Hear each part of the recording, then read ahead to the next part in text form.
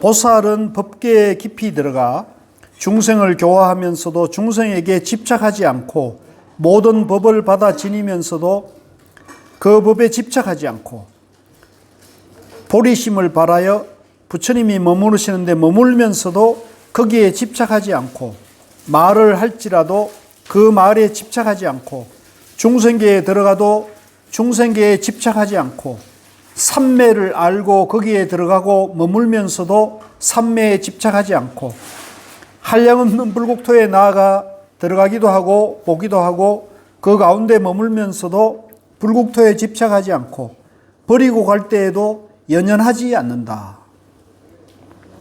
보살은 이와 같이 집착이 없기 때문에 부처님의 법 안에 있으면서도 마음에 장애가 없어 부처님의 보리를 알고 법의 계율을 정득하고 부처님의 바른 가르침에 머문다. 보살행을 닦고 보살의 마음에 머물고 보살의 해탈법을 생각하면서도 보살에 머무는 데에 물들지 않고 보살에 행하는 데 집착하지 않고 보살들을 청정하게 하여 보살의 수기를 받는다. 그러니까 우리가 그 부처님 법 중도법을 공부하면서도 중도법을 공부하고 중도법을 행하면서도 부처님에도 집착하지 않고 중도에도 집착하지 않고 그죠? 어디에도 집착 없이 이제 해야 한다는 거죠. 이제 이러기가 쉽지 않은데 이게 이제 부처님 가르침이고 부처님 행인 거예요. 그리고 이제 여기서 보살도를 청정하게 하여 보살의 수기를 받는다 그랬죠. 수기. 수기는 이제 부처님께서 그 보살에게 또는 다른 중생에게 다음 생에 언젠가는 깨달을 것이다 라고 예언하는, 계시하는 거죠. 계시하는 것인데, 근데 이게 이제 사실은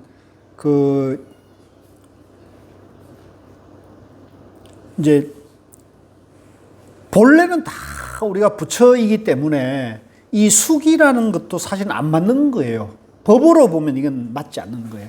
본래 다 부처이기 때문에 단지 중생이란 착각 속에 우리가 살고 있을 뿐이기 때문에 이 수기라는 것도 사실은 안 맞는 건데 왜 그러면 수기가 경전에 자주 등장하느냐면 이 수기도 방편이기 때문에 그런 거예요. 방편이기 때문에. 그러니까 우리가 이제 가령 그 공부 잘하고 또 남을 잘 돕고 그 다음에 깨달음을 향해 열심히 공부하는 사람을 만나면 공부 잘한다고 격려를 해주고 응원을 하잖아요. 그죠? 그런 사람들 힘이 되는 거죠. 그러니까 우리가 뭐 예를 들면 축구하면은 한일전 하면 우리나라 축구 선수 다 응원하잖아요. 마찬가지로 응원을 하면은 힘이 나는 거죠. 그래서 오늘도 이제 우리 도반 보살님께서 매일 이렇게 좋은 먹을 걸 가져와 가지고 이 재산 거들나는 거 아니에요, 이거? 이게 매 오실 때마다 이렇게 막 대중공양을 바리바리 싸워가지고 이러시니까. 펜 덕칠 안 하고 여기 덕칠할 거예요. 아, 김호중이. 제가 좋아서 하는 거니까. 예, 고맙습니다. 우리가 저런 분들에게도 우리가 격려를 해야 되잖아요. 고맙고. 근데 막 저렇게 해오는데 막 무시하고 멸시하고 그죠? 타박하고 이러면 예, 그러니까 그렇게 하면 안 되는 거죠. 그리고 마찬가지로 여기서도 수기한다. 당신은 마침내 반드시 부처가 되리라. 이제 이런 얘기를 해줘서 격려를 하는 거죠. 예. 그러면 또 그걸 받은 사람도 힘이 나잖아요.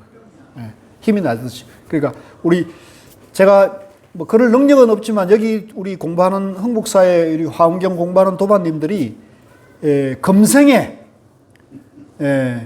깨칠 수 있고 금생에 못 깨치면 다음 생에 언젠가 반드시 깨달을 것이라고 저는 확신을 합니다. 감사합니다. 수기를 받고 이렇게 생각한다. 자, 우리 같이 읽읍시다. 범부들이 어리석어서 알지 못하고 보지 못하며 믿음이 없고 이해가 없다. 총명하지 못하고 완고하고 어리석은 데 탐착하여 생사에 유전하면서도 부처님을 보려고 하지 않고 밝은 인도를 따르지 않으며 바른 가르침을 믿지 않으므로 아득하고 잘못되어 험난한 길에 들어간다. 성인을 공경하지 않고 보살의 은혜를 모르며 자신의 있는 곳에만 탐착하여 모든 현상이 공하다는 말을 듣고 크게 두려워하며 정법을 멀리하고 사법에 머물며 평탄한 길을 버리고 험난한 길에 들어가며 부처님의 뜻을 등지고 악마의 뜻에 머무르며 유에 굳게 집착하여 버리지 못하는구나. 그러니까 당신은 기필코 부처가 되리라는 수기를 받고도 이런 엉뚱한 생각, 범부들은 이런 엉뚱한 생각을 한다는 거죠. 누가 찾아온 겁니까? 손님이 찾아온. 그래서 이제 이 범부 중생이라는 존재도 본래는 다 부처님이에요. 자기 존재 원리는 그대로 부처님인데 자기가 그런 존재 원리, 자기 가치를 모르고 있는 거죠. 자기 가치. 네. 그래서 자주 말씀드리지만 부처님께서는 태어나자마자 청산천하 유아독존이라는 말씀했잖아요. 근데 이걸 이제 이 부처님의 법문을 잘 모르는 사람은 부처님이 어떻게 태어나자마자 그런 말씀을 했겠나 이렇게 하는데 그것은 상징이에요, 상징. 근데 그 상징이 부처님 자신만을 위한 말이 아니에요. 이게 중요해요. 일체 만물이 천상천하 유아독존이란 말이에요. 일체 만물이. 그러니까 여기 계신 모든 분들도 하늘 위 하늘 아래에 나홀로 고귀한 거예요. 맞죠? 맞죠? 그렇게 돼야 된다는 거죠. 이 우주 만물에 나 같은 존재는 유일무이한 존재예요. 절대적인 존재랍니다. 절대적인. 아시겠어요? 그러니까 이 범부 중생은 자기 가치를 그렇게 모르고 자기가 어리석고 못났다라고 분별에 빠져 있는 것일 뿐이에요. 그래서 자기 가치를 바로 봐야 되는 거죠. 그 분별에서 깨어나가지고 자기 가치를 바로 보는 건데 분별에서 깨어난다는 것은 자기 마음 안에 내가 중생이라는 착각, 내가 중생이라는 그 집착하는 마음을 버려야 되는 거예요. 버려야. 요거 간단한 거예요. 요거 간단한 거예요. 그래서 우리 공부하는 도마님들이 이 살아가시다가 이 불교 공부를 하는데 자꾸 나는 중생이라는 그 의지하는 마음이 있잖아요. 자기 마음 속에. 있어요, 없어요? 내가 중생이라는 그 의지하는 마음이 있어요. 자세히 들여다보면 다 있다고요. 나는 중생이니까 나는 그냥 그래. 내 복이 여기까지지. 이런 마음이 있다고. 예? 매일 그래요? 그러면 안 돼. 그러면 안 돼. 이제는 이 화엄경 법문, 부처님 중도 공부를 한 사람들은 그런 자기의 의지하는 마음, 내 마음 속의 중생심을 버려야 돼. 버려. 중생심을 버리고 중생심만 버리면 내 마음이 이대로 뭐예요? 부처님 마음이 나오는 거예요. 요 원리거든요, 요 원리. 요 간단한 원리를 왜 안 될까요? 중생이야.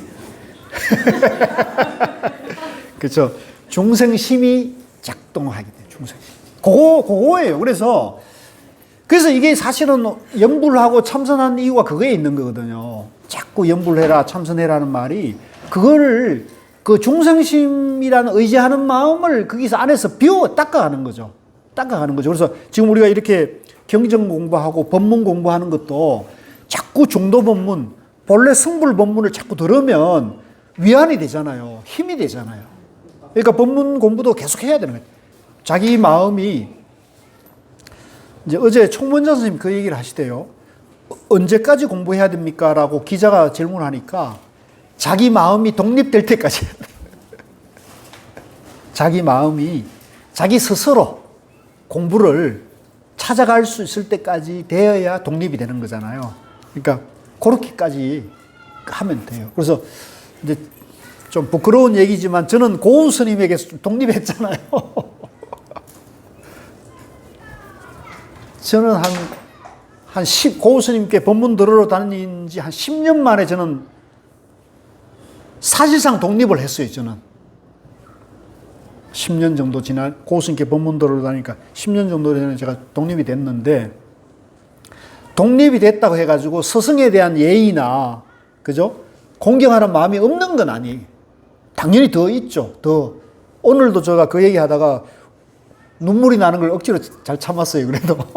옛날에는 스님 생각만 해도 눈물이 가슴이 먹먹해지고 그랬는데, 한 4년쯤 되니까 조금 나아졌네요. 그러니까 그 존경하는 마음 이런 거는 한결같은 것이 더 가치가 있죠. 그래서 이제 그 공부를 그렇게 자기 마음 안에 중생심은 비우고, 이제 중생심을 비우기만 하면은 본래 부처님 마음이 나온다. 억지로 부처님 마음을 닦는 게 아니에요. 억지로 만드는 게 아니고, 내가 중생이라는 그 생각만 버리면 본래 우리 마음이 부처로 되어 있기 때문에 먹구름이 그치면 해는 저절로 드러나잖아요. 먹구름이 그치면 해는 저절로 비치잖아요. 그와 같은 것이다. 자, 그 다음에 밑에 보살은 이와 같이 중생을 관찰하고 대비심을 일으켜 성근을 내면서도 거기에 집착하지 않는다.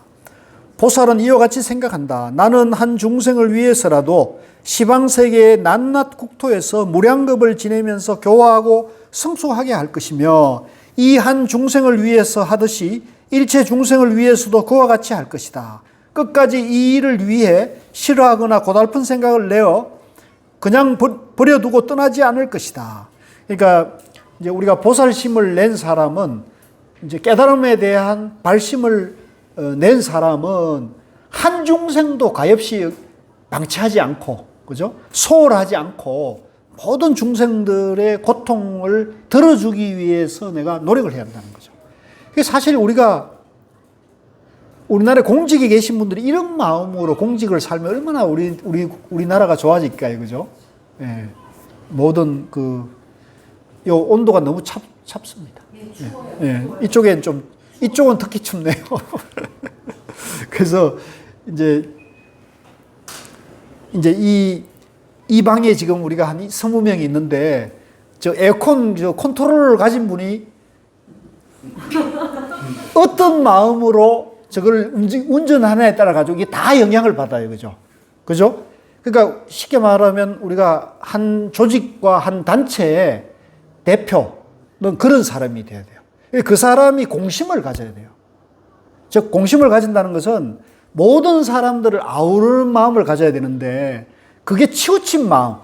예를 들면 가장 천재는 나를 위해서, 또는 내 편을 위해서, 나하고 가까운 사람을 위해서, 이렇게 되면은 그 조직이 분란과 갈등이 일어나서 불행해지는 거예요. 그래서 우리가 항상 모든 사람들이 어떤 경우에든 간에 자기 마음을 항상 공평하게 쓰는 훈련을 해야 되고 수련을 해야 되는 거죠. 그래서 그런 얘기를 지금 말씀하시는 것이다. 손가락 한번 튕길 동안이라도, 요게 이제 탄지라고 요거 있잖아요. 요거를 한자로는 탄지라 그래요. 탄지. 손가락 한번 튕길 동안, 요게 찰나간이잖아요. 내 자신에 집착하여 나라든가 내 것이라는 생각을 일으키게 하는, 요거 밑줄 끄세요. 단 한순간도 나라거나 내 것이라는 생각에 머물면 안 된다는 거죠. 아이고, 맨날 그 생각에 머물고 있는데. 떠나야 돼. 떠나야 돼. 예.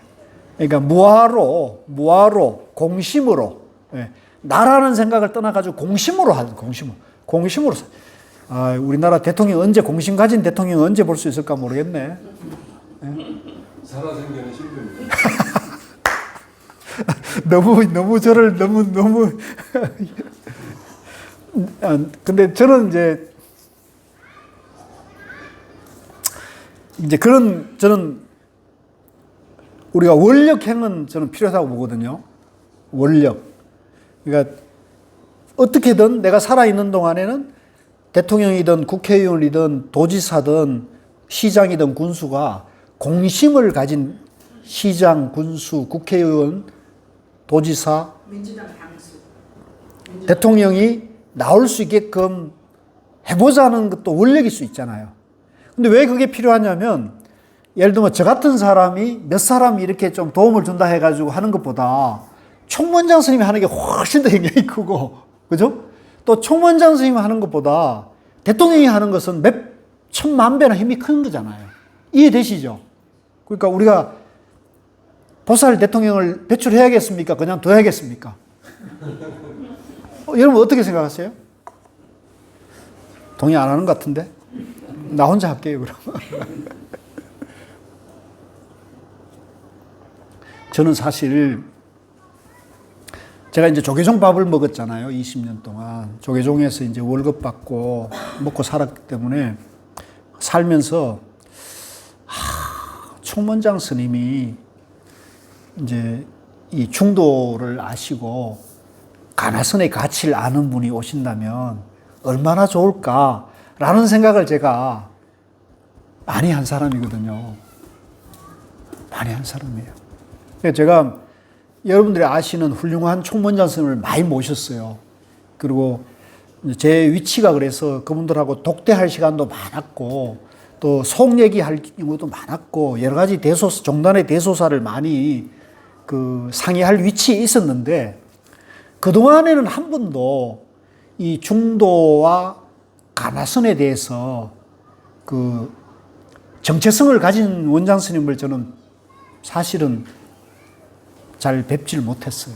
그래서 제 마음속에는 그런 아쉬움이 늘 있어가지고 제가 10년 전에 사표를 쓰고 나왔다니까요. 이렇게 해가지고는 안 되겠다. 내가 윗물이 맑아지길 기다려서는 안 되겠구나. 나는 비록 제가자의 몸이지만 나라도 내가 옷 벗고 나와가지고 제야에서 덜판에서 내가 할 일을 찾아봐야겠다 생각하고 사표를 쓰고 나와가지고 활동을 한 거거든요. 그래서 이제 이렇게 흥국사도 인연이 되고 일이 된 거란 말이에요. 근데 이번에 진우 스님이 그런 생각을 가진 총무장이 갑자기 계신 거예요. 재밌죠? 진우 스님의 가나선을 좋아하세요? 최고의 공부라고. 영상만 얘기하시니까 네. 번그 중생들은 영상이 이렇게 외국에서 흘러 들어온 영상도 참 많은데 이게 오해를 많이 하시더라고요. 그래서 그런 것 좀 이렇게 그런 걸 좀 소명 이렇게 그런 걸 좀 해주셨으면 좋겠더라고요. 오늘 이제 박수 한번 칩시다. 왜 그러냐면 그 총문장 스님은 가나선이 최고다. 이거는 말이 필요 없다. 이게 몇 사람하고 회의하는 거기에서는 항상 그 얘기를 해요. 근데 일반 국민들은 아무도 가나선을 아는 사람이 없지 않느냐. 또 불자들조차도 가나선에 대해서 잘 모른다는 거죠. 가나선 어렵고 스님들이 하는 공부라는 생각을 하고 있으니까 총문장 스님, 진우 스님 생각은 이 가나선으로는 이게 널리 대중화하기가 어렵다고 보시는 거예요. 이해되시죠? 그래서 그러면 가나선이란 말을 안 쓰고 이 명상은 국민들이 누구나 아는 거고 또 명상이 대세가 돼 있잖아요. 종교를 떠나가지고 다 명상이 돼 있잖아요. 그러면 이 명상을 얘기를 하되 앞에다가 명상만 얘기하면 아까 얘기한 대로 가나선이 좋은지 모르니까 선자를 하나 떼가지고 선명상이라고 붙인 거예요. 이게 총문장 스님의 지혜이죠. 선명상. K명상을 그렇죠. K명상, 선명상. 그렇죠. 그걸 브랜드로 하자는 거죠. 그러니까 가나선과 명상을 융합시켰다고 보면 되죠. 그러면은 이제 사람들이 받아들일 때 좀 편하게 받아들이면서 선은 뭐가 이렇게 호기심을 유발할 수 있겠죠. 그게 원장 스님 아이디어예요. 좋아요, 안 좋아요? 필요한 거예요. 그 부분을 오해하죠. 그래서 지금 이제 사실 스님들도 오해를 많이 했어요. 한 번은 내가 종정 스님 뵀더니 내가 이제 명함을 드렸는데 제가 한국 명상 지도자협회 사무총장 명함을 드렸거든요. 그런데 보시더니 나 명상 별로 안 좋아해 그러시더라고요. 총문장 스님도 명상은 이게 불교가 아니라는 생각을 갖고 계신 거죠. 그러니까 종정 스님뿐만 아니고 어른 스님들은 다 그런 생각을 갖고 있죠. 우리 불교에 참선 좋은 게 있는데 왜 남의 저걸 갖고 와가지고 명상한 걸 가르치려고 하느냐고 불만이 있으시더라고요. 선은요. 네. 얘도 학교에서 제 친구들한테 가르치는데 얘도 어린 나이지만도 아이들한테 선을 먼저 안 가르쳐요. 명상을 먼저 가르치고 윗바타나 사마타 등등 이런 공부를 하고 2학기 때는 우리 그때 했던 고우스님 책 100일 법문으로 입문반부터 예, 했거든요. 그렇게. 그러니까 예. 아이들이 명상하던 아이들이 손이 너무 좋대요. 어, 명상 싫대. 이제 손이 좋대. 박수 한번 칩시다. 어.